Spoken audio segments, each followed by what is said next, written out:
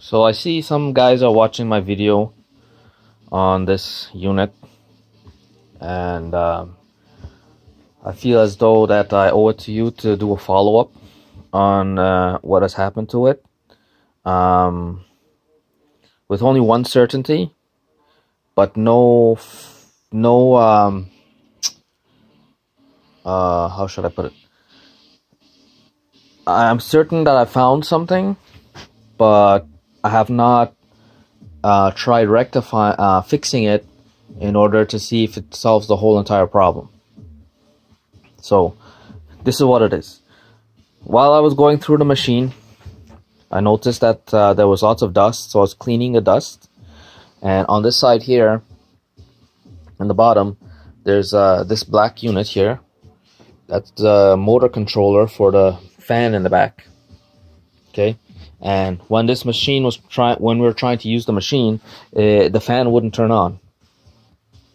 But I didn't really catch on to that. I was just visually inspecting the unit, and I just looked into that. I didn't know what that was and what it did.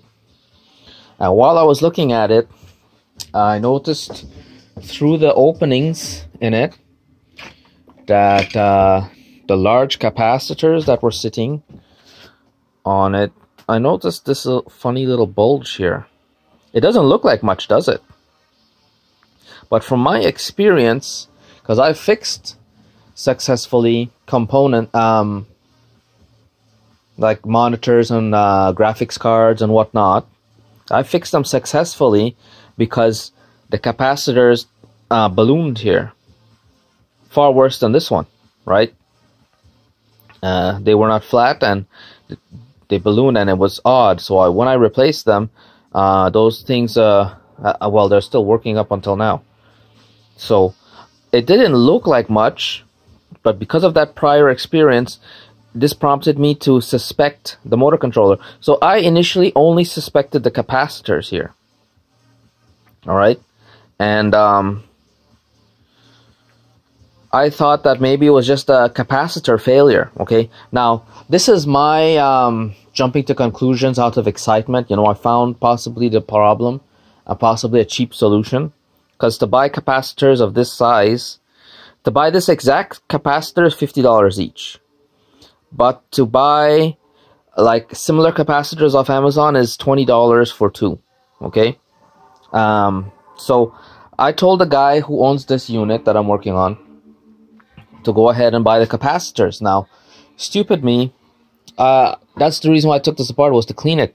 And this was completely gummed up with dust. Like, it was like a carpet there. Okay? There was absolutely no airflow. Now, I did notice that and take note, but you know what? That was the problem to this unit. And you know, it would have been nice if it was just the capacitors that I needed to change, but I suspect that this got so hot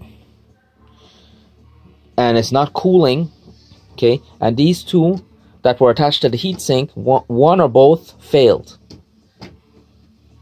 or started failing. And I took off this board and I started testing the resistors. This one is good. This one is an open circuit. This one is an open circuit. Okay? And on the back here, these two, I think they turned into wires. Now, I'm not certain if they are wires or if they're resistors. It says R10 on them. I'm assuming they're resistors, but when I put my leads across it, I get continuity. And then this board here, when I started testing this, a lot of these small, tiny resistors here, okay, these are capacitors, I think, but these resistors on the back here is a lot more. I'm getting open circuit, and I'll show you right now for verification. Okay, see if I can set up my phone. Just give me a second.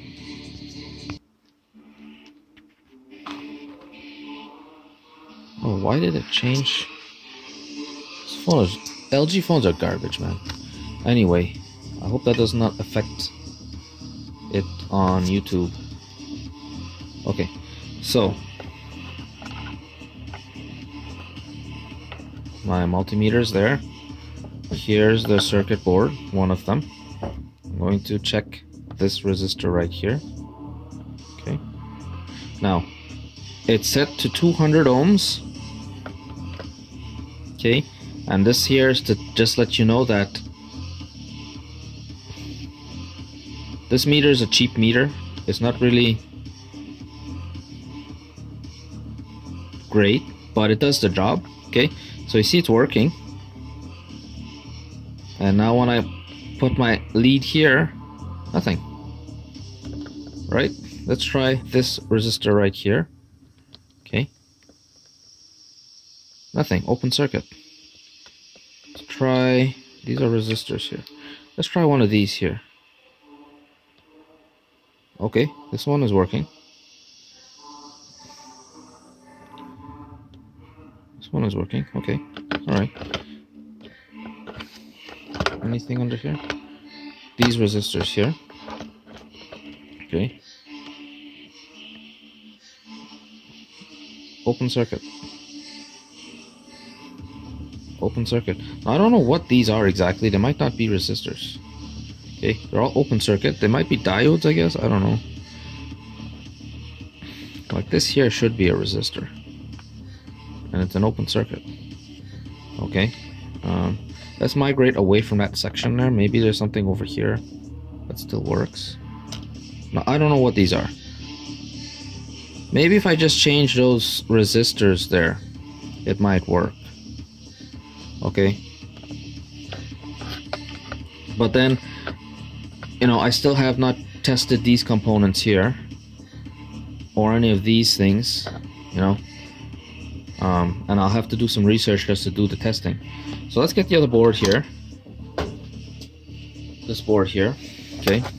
And I'll show you more. So this resistor I said was good.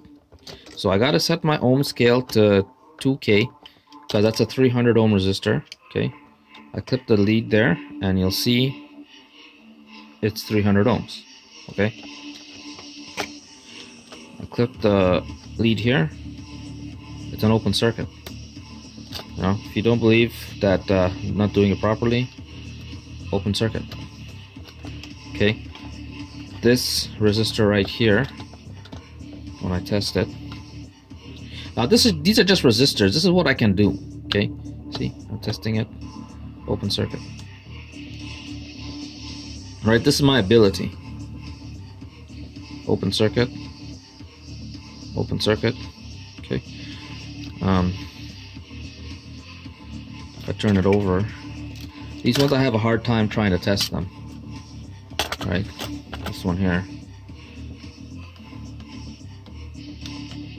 Like if I go to these here, it's continuity, right? Same thing here. I get good contact there, continuity. And I don't know if that's supposed to be a resistor. Okay, let's say I test this here. I don't know if that's a resistor. Okay, that's a resistor. That works. This is probably a capacitor or a fuse. Okay, that opens up. Wait, what? Okay, that's still a resistor. Okay. So maybe this is not making full contact down to the pad to say that, let's try it here. Okay, that works. Okay, so maybe a lot more components are working and I'm not able to test it efficiently with this meter because the probe here broke off and I wasn't able to solder it back on because the way it was made. So I soldered on an alligator clip. In fact, the old probe is right here. Maybe I can... Oops.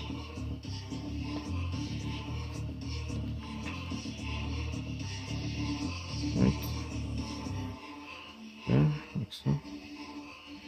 So, you know, I kind of hyped the guy up on this job to fix it. Thinking that, you know, maybe I could just... Okay, these are working. Let me set it back down to the 200K, the 200 ohms. Right. So these small resistors... Okay, this one's definitely not working. Okay, yeah, it's working. Okay. Okay, I wonder. Maybe if I change those big resistors, it might work. But these two, I don't know. I'm getting continuity out of these two. You know? It's continuity. So, I think it's salvageable. But what I will need to do is do some research on each individual component to fault test them to make sure that they're working. So at this point in time, I can't get this up and running until I have time to focus on it. Maybe this winter I can do that. It's quite unfortunate, really, and it's also my fault. I do take the blame for you know, making it seem like I could fix it. Well, not can fix it. I can fix it. If you buy a new one of these modules, okay, it will fix the problem, no doubt. Right? You replace this whole entire unit on this, and it will start working again. Okay. However, if I could have fixed this unit, what I'm thinking is maybe what I could do is test these components. Okay. I told him to order this capacitor, so I'll buy them off of him, and I'll hold on to this, and I'll test these components. If I find that it's fixable, right, and these are either easily acquired or not completely damaged, right, what I will do is I'll replace all what I can based on my abilities, and if I can learn new abilities, and I'll try to get this up and running again, okay, and see if I can fix it, because I would love to fix this for this guy, man, because to buy this part is $1,000, okay, and you know, but at the end of the day, the moral of the story here is that this was not taken care of, you know. I don't know if I can show it to you there, but you see that grill under there, that's the filter for it, okay, but the thing is, when you look inside there, unfortunately I don't want to tip the machine, you can see it's packed with dust in there, okay, and that's the air circulation for the machine. The cool air gets sucked in underneath, and it circulates inside here, and it gets dumped out in the back here through by the magnetrons. And in fact, this magnetron here failed. And while I was cleaning it, because he replaced that one, and I saw this one, it was clogged with dust. And obviously, if you clog the cooling fins with dust, it'll overheat and fail. So I cleaned the machine, okay, and that's just at the end of the day, that's what happened here. Okay, the machine was working in a dusty environment. I don't know what happened.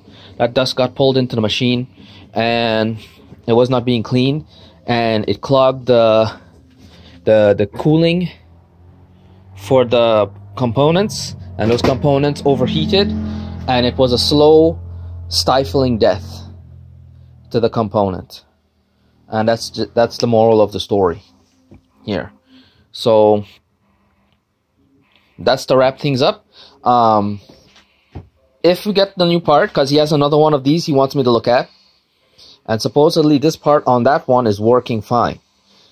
I hope it's this part that's not blowing, because that other one is blowing a fuse every time it runs. It would run a bit, and then eventually the fuse will burn. But now he says it's running maybe 5 minutes, and then it burns the fuse.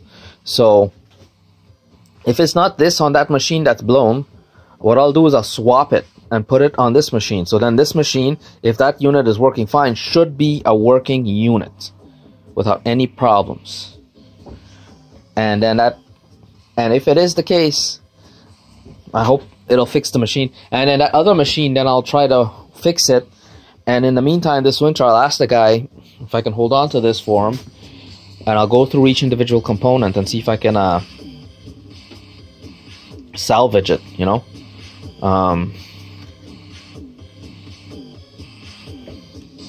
Because I like doing these things, you know. It's fun.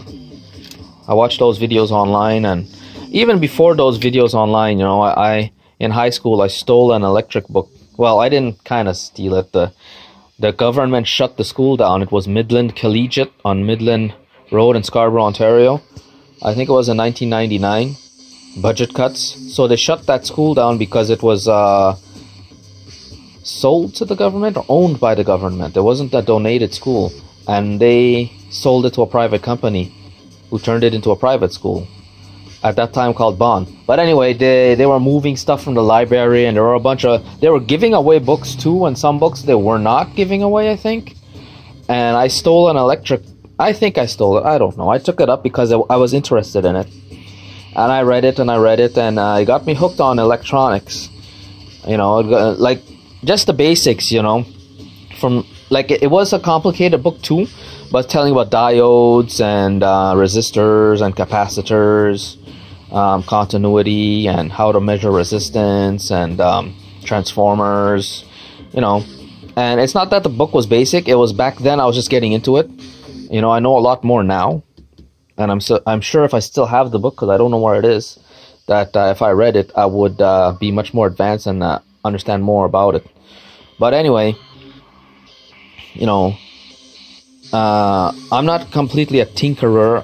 Like this is. Oh, you know, I'm just going to wrap the video up here. So that's the conclusion of this Eikon EKS, Merrycheff Eikon EKS. The control unit overheated. The control unit may be salvageable, and the culprit is uncleanliness. And that's the story of this machine.